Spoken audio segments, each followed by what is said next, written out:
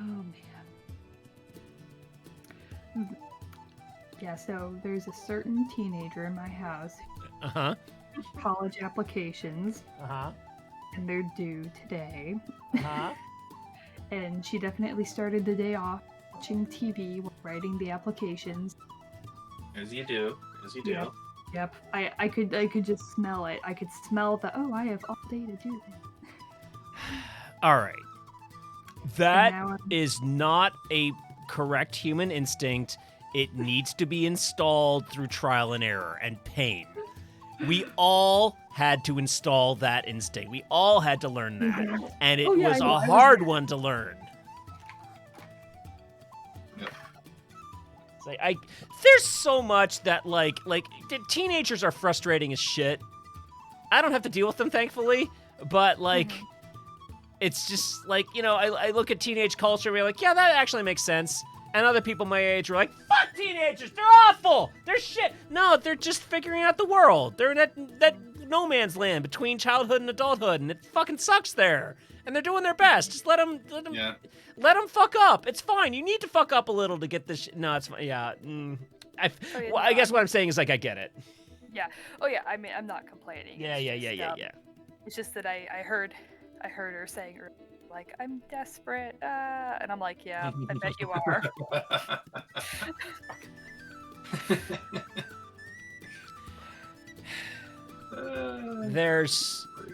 There's a number of fuck ups a young person must go through to learn.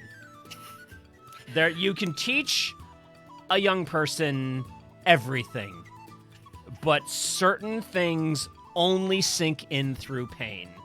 Yeah, And- it's the whole, And you can lead a horse to water, but you can't make it drink, sort of deal. you can lead a horse to war, but it won't learn it sucks until it has 3 arrows in its ass. so, here was my I interesting made that up on the approach. spot. Go ahead. Here was my approach with the college admission papers. So, I think I looked at the prompt for one of the universities I wanted to go to, and I just kind of immediately grokked that it was outside of my skill set. Of To be able to- yours or My skill set. okay. Yeah, like at the time, being like a senior in high school, I was like, like I could write a paper for this and it would be subpar. Like, it's that feeling you get with drawing where your ability to perceive your skill is beyond your ability to do it. Yeah, you know? yeah. Yeah. And so I was like, it was intimidating basically, and so I chose to go to community college instead to put off having to write the paper. So it was partially procrastination, but also partially preparation. Because it's like, while I was at community college, I took English 101, and the teachers like really kind of challenged me with my writing. Not a whole lot, but just enough to kind of shake me up a bit and realize, oh, yeah, my high school writing was pretty rudimentary, like in terms of like the education, and it basically gave me a lot of time to write my admission essay to the university I ended up going to, because it's like, okay, I think I started on the essay like 3 months ahead of time, because I wanted to get it turned in at least a couple weeks before the deadline. Right. And I wanted to have time to write it and sit on it, come back to it, show it to people, get feedback from them. And I had to completely rewrite the essay at one point because, I was just, approaching it still with my high school mindset of like 5-paragraph persuasive essay. And people are like, no, you don't want to do that for this. I'm like, oh, I don't? But that's all Yeah, I know. I didn't figure that out until I read one of my friend's essays for getting into school. Yeah. After I was already in school, and I was like, oh, this is definitely more what they're looking for. Oh, interesting. Yeah. And the thing was, I lucked out because I went to the writing center at my community college, and it was one of those things where it's like the first time I went, there was a girl who was working at the writing center, and she was probably about my age. I don't know. She was young. And she reads my paper and she's like, "Oh my gosh, this is like so good. Like you're totally going to get in." And I'm like, "That's not the feedback I'm looking for. I'm looking for how I can improve this cuz it's like I'm glad you're Yes. impressed. I'm Yeah, we've had the conversation about what good feedback is several times over. yeah. Yeah, so I ended up going back on a different day where I managed to catch the guy who was a poor poetry major. Um, so Oh, no. he had gotten like a master's in poetry or something, and he's working in this writing tutoring center. And so I bring him my essay, and like I remember he like dropped all this super insightful advice on me, and I'm like, yes, yes, like dude, I'm so sorry you're working here, but thank you for Feed me sharing your knowledge. expertise. Yes, Yeah. yes.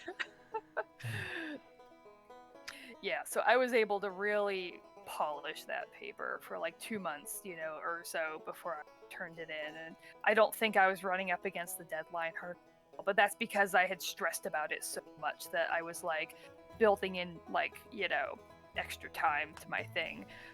Yeah. I really had a bad case of that thing that happens when you're pretty smart, which is that it takes you a while to learn how to work at something. And so I've told the long weird story of how I graduated high school a year early and went to community college. And flunked the first year because of a lot of reasons. Number one being, like, boy, was I not clear of the difference between high school and college. Boy, was that important. Boy, did I need to fucking fail. I needed to actually face consequences. Because it shifted my gears. Because honestly, I was going to go into comp sci, which makes a lot of sense for who I am. But, like, I wasn't prepared for the work of comp sci.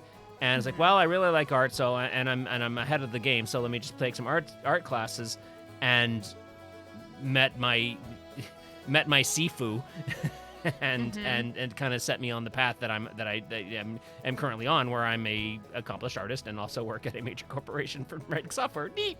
But that failure, God, I couldn't have lived without it. Yeah. It's a hard learned lesson that would have taken a lot longer otherwise. Yeah. I'm just kind of realizing something thinking about it. So I definitely have a certain mentality that's basically like grind and prepare and over prepare, where it's like I see the boss fight and I gather all the possible ways I can prepare for it, where it's like, okay, study this, study that, study this, take a practice test, try and figure out every resource at my disposal so I can prepare in every possible way. And, basically try to check every box I can so that I can go in with as many advantages as I can. So that's sort of... I'm going to tell you something that's really kind of funny to me that loops it all back around. Dark Souls is not for you, but Elden Ring is. Oh yeah. Are you up against a wall and you can't figure this out? And just go back and figure it, explore more, build up, learn all the things that you go. Oh, hey, I've got like 50 new tools now. Yeah. Fuck you. That's kind of how life feels. Yeah. I mean, I've told the story of like the intervention where Kyle, Gecko, and my girlfriend at the time all sat me down and says, "Jerry, you're a fucking Dark Souls fan. I don't have fucking time for Dark Souls." The reason I was so resistant to Dark Souls is because what was explained to me about it, I knew I would like, and it sounded too much like my career. Which is that there's a boss. You throw yourself at that boss over and over and over again until you figure him out, and then you can just beat him forever and he's trivialized. And it's like, that's literally how I learned to code. That's why I have a job at my employer, is because I did that my whole life. And when the game was described to me as that, I was like, that sounds like what I do to not die in real life. That sounds like how I feed myself, and it's arduous. And then I went in and I actually had a good time. Now, the other thing I was actually thinking about, when you were talking about the problem of like everything comes easy, so then you don't learn how to get good.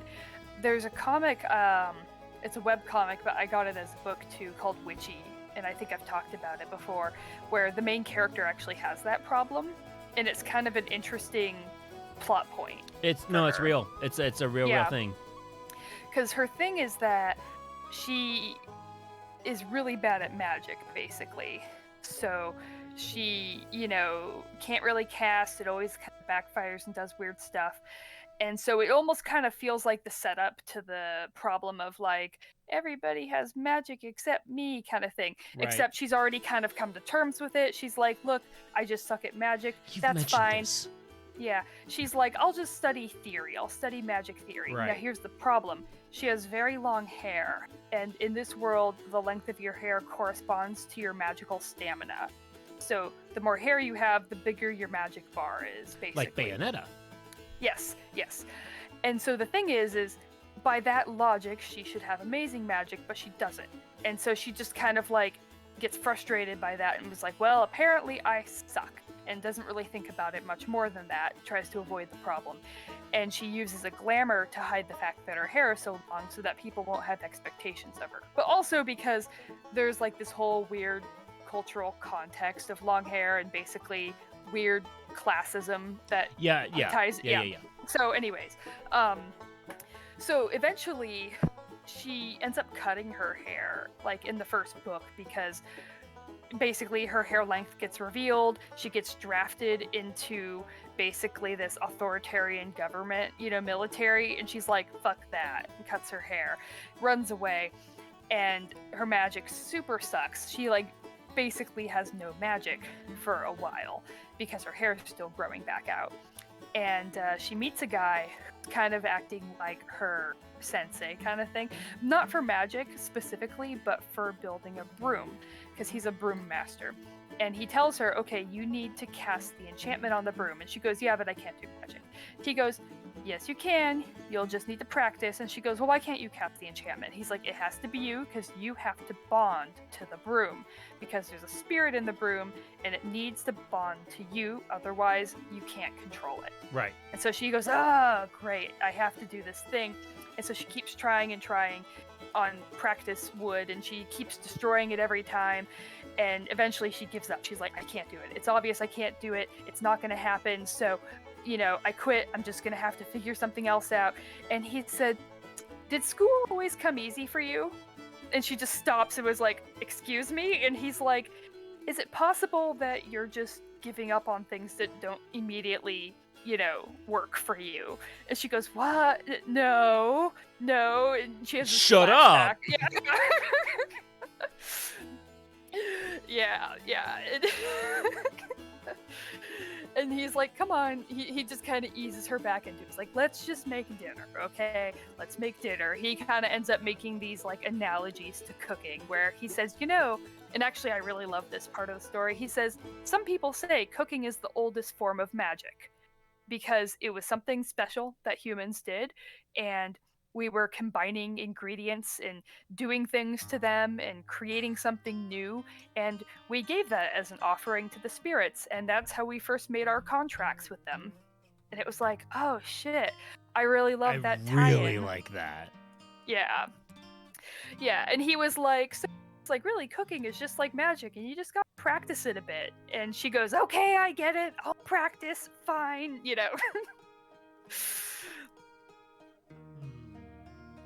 But, the thing that's kind of fun about that plot point, like, as a whole, is that, we really aren't getting any major exposition on how magic works in this world, so we're kind of almost getting an unreliable narrator from the main character, right? Yeah. Because she kind of starts off like, oh, magic is a non-starter for me, so I'm just not going to do it. And what ends up happening is, like, they have all these little enchanted items around their houses. And so he has like a tea kettle that heats up its own water, basically.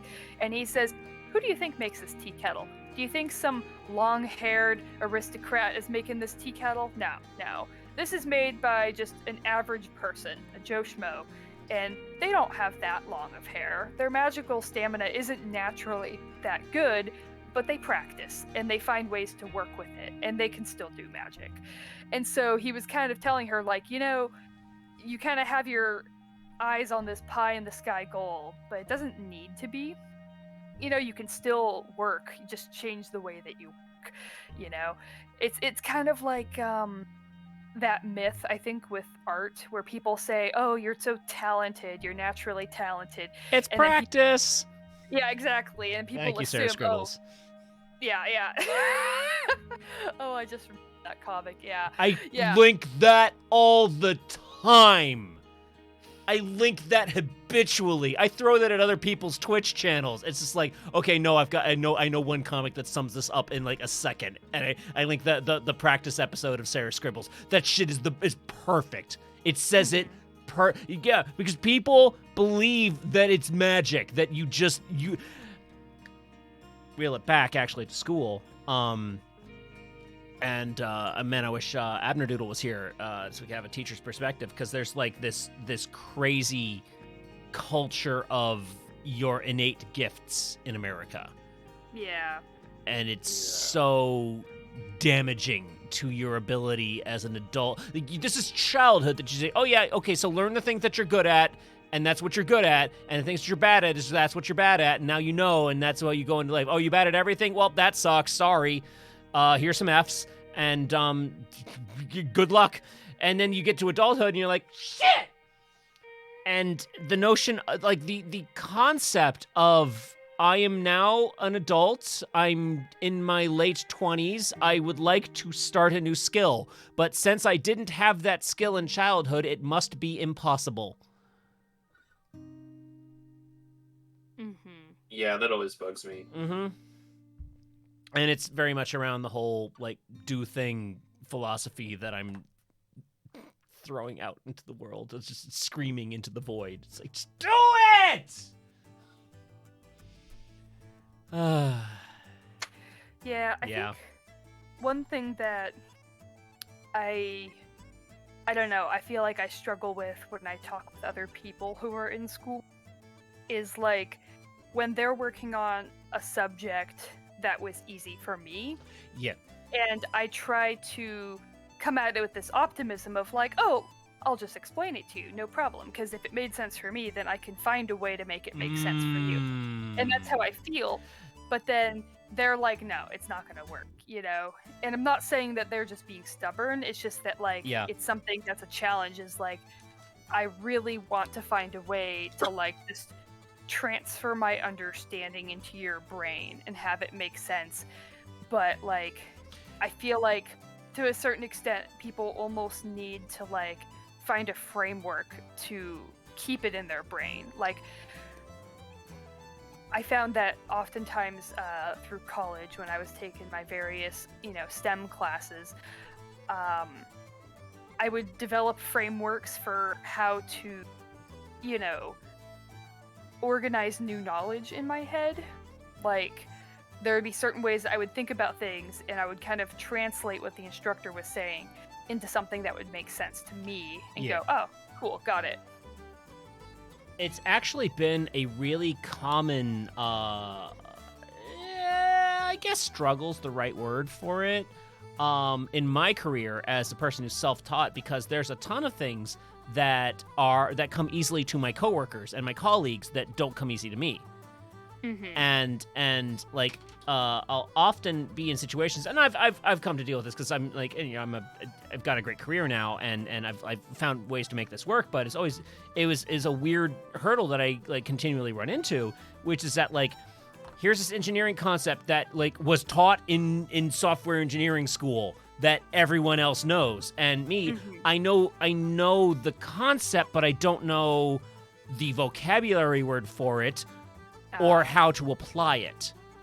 I'll give you a really specific example, Kimmy, is that in JavaScript, I don't need to worry about like deep cloning an object. If I say give x equals object, y equals x, I have two objects as far as JavaScript's concerned. And objects aren't really objects. Don't worry about that. That's a whole nother conversation. They're references. Right. And so it's not pointing at a memory reference. It's just a reference. Yeah. And so now here I am trying to fix the thing in C sharp, and it being like, okay, so yeah, you can't mutate this object to send it over here mutated because you'll mutate the actual object. Yeah, you're right. That makes sense. I completely didn't think about that. So what do we do? And it's like I actually didn't have like. I had to work with a colleague of mine to be like, you know, how would you solve this problem without mutating the object? We solved it. Don't worry about it. But it's the kind of thing that like because I come from this completely divergent background from everyone else, I'm always running into these little things that everyone else knows, and it's super easy for them, and they don't even. It's tough at this job on this team to get the one piece of the puzzle I'm missing. Yeah. Because yeah. I don't always know how to ask for that one piece of the puzzle. It's like I've got 92% of the puzzle, and there's one piece I'm missing that I just don't get. How do I ask the engineers for which this piece is so obvious it's invisible that I wouldn't know it? Yeah, no, that's kind of exactly what I'm talking about, because, like, if you can figure out what the question is that you need to ask, then you've done, like, that's most of the trouble, right? Yeah, and this is why rubber duck debugging works. Yeah. Now, the thing is, like, I've talked to people in college who would be struggling on, like, you know, a math problem or something. And what would happen is that I would look at their work and realize, oh, the steps they've taken to get to this point in their academic career are completely different than the steps I've taken. You know, and you can just see, you know, it's because, like, some of it might just be how they think and how they work, but, like, in one case there was a girl who had been, like, homeschooled at one point, and so she had weird soft spots in her math understanding, and so there would be these really fundamental things like PEMDAS, you know, order of operations, that she would get wrong. And it's like, you know, it would just feel like automatic to me, where it's like, why are you adding before multiplying? And I mean, obviously, no! Yeah, that'll cause a different answer. Yes, exactly. And, like, I'm obviously not trying to be, like, condescending here. It's just like you realize, oh no, there's, like, this, like, vital step. It's a thing that a person can know, and if a person doesn't know that, they are simply at a disadvantage. And they don't even know that they're at a disadvantage. I had a friend who, it was no math skill whatsoever. And I was helping him with fractions, and I think he was adding, like, it was like 1/2 and 1/2, and he said that was 2/4. So it's 1/2. Yeah. No, like, I can see why you think that. It's not how fractions work, but dang. Yep, and it's like, so think of it this way. It's almost like, imagine taking a math class, and let's pretend that you got, like, 75% on that class. So just enough to pass, maybe. But there's still, like, 25% that you didn't get. And it could have been from stupid little mistakes, but what if you had some core misunderstanding about math? Like, what if you were doing something, like, consistently wrong, but such that it only came up just enough to, like, dock you points but not flunk you, and then you get passed on to the next level? And it's like, and what if that just kind of persists, you know? And so you're struggling and you're having a hard time, but the problem is never getting addressed.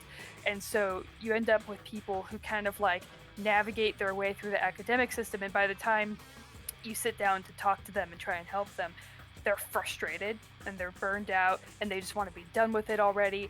And so I come at them like, come on, let's figure this out. And they're just like, ugh, I'm not gonna get it. I don't get it. And this is stupid. And it's like, you're already kind of like doing an uphill battle. You're describing actual socioeconomic issues that the United States has right now. Oh yeah, I know. It's like, that's the thing, is like, that's kind of like what I'm realizing when I go to try and help people, and that's what makes it frustrating, because I have this bubbling optimism of like, you can do it. You just, anyone can learn, and I understand it, and so I can just explain it to you, and then you'll be in this great position. Because here's the thing, I've talked to a couple people now who are like, yeah, I thought I would get this degree, but then chemistry killed me, Yeah, one And part was just harder than you could deal with.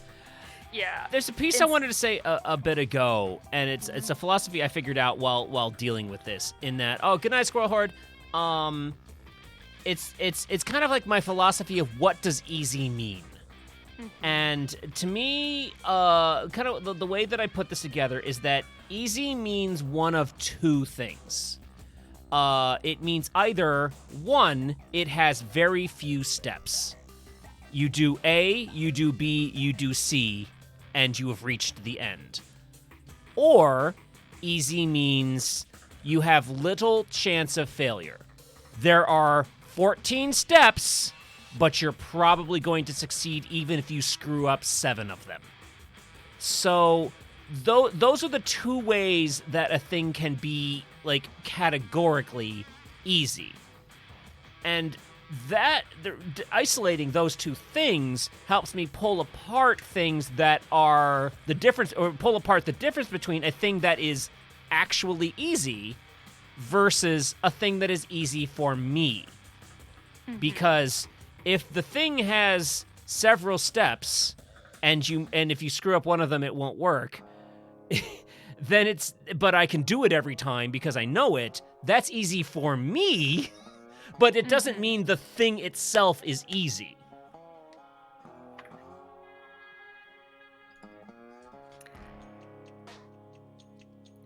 Yeah. And see, this is also kind of why I think I like the idea of teaching, like, introduction to programming, because there's almost no assumptions at that point of, like, what you know. Yeah. Like, you don't really require anything. So it's like that, I feel like I could start with, like, a clean slate and be sort of okay. Oh, man. Like, yeah, one of the things I realized when I talk to people who have had a different, like, academic, history than me, is I realized that I try to give advice, but then the thing that I did personally isn't a thing they can do. Because basically what I'm going to say is like, oh, you just need to study for this in the same way that I studied for my AP tests in high school. And I'm like, wait, no, they didn't take AP classes because they were already, swamped with their own classes, or they didn't realize they were going to be doing this major, It's so hard to, like, translate another person's, like, experience and current state to like your experience. Like, I remember trying to give other Sakagians like job hunting advice, and it actually took me a while to realize, fuck, the way that I get a job works for me and only me. Yeah. Oh yeah. Because I'm a self-taught software engineer, and I took some chances, and I threw myself at things that were above me, knowing that I could figure it out, and I, like, grinded out fucking, like, oh, I need to learn this framework in order to get this job. Let me just learn it this weekend. I did crazy shit, and it took me a while to realize that I am out of my goddamn mind.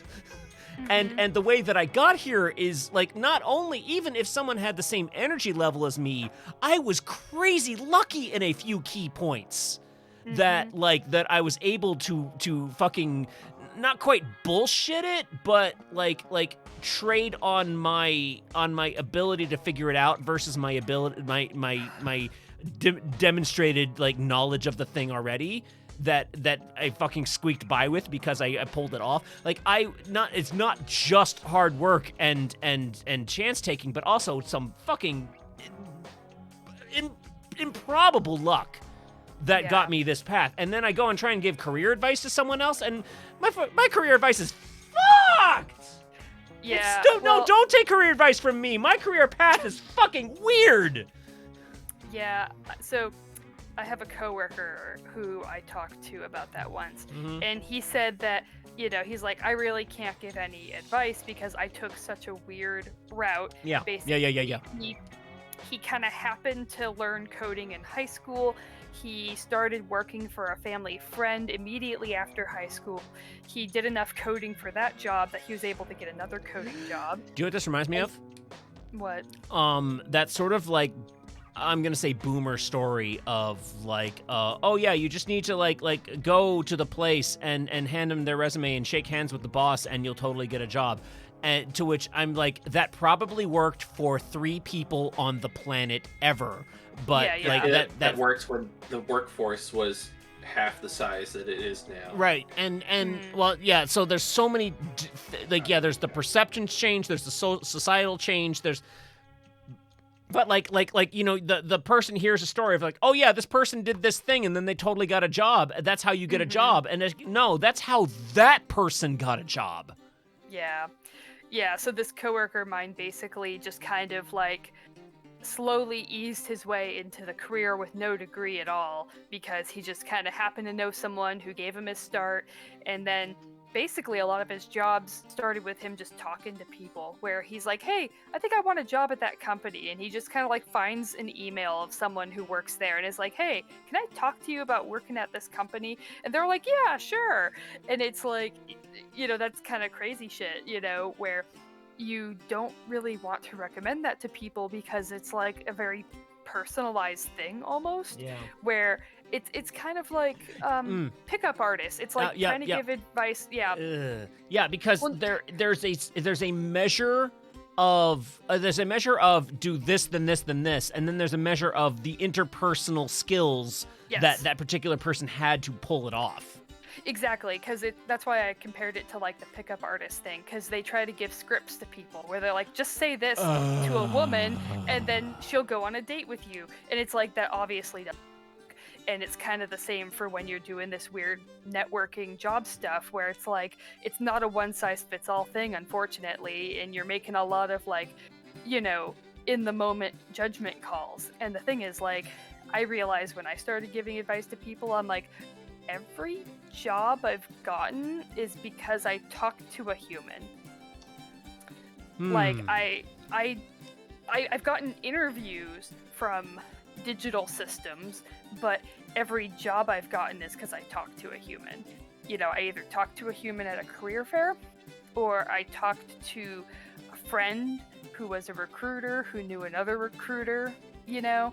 Yeah. So it's like, in one case, I got the job because someone found me on LinkedIn and started talking to me, and we went and like met in a coffee shop. So it's like, I feel real bad for people who apply to jobs online, you know, because it's like, supposedly that's where you send people, but yeah, in my personal experience, like, I don't get calls back from applying to jobs online. Oh boy, do I not want to have to job hunt again. Oh, I know, right? I really, really like my job, and I really hope I really hope this is the last job I had, like the last technical job I have before I'm like a retired career artist.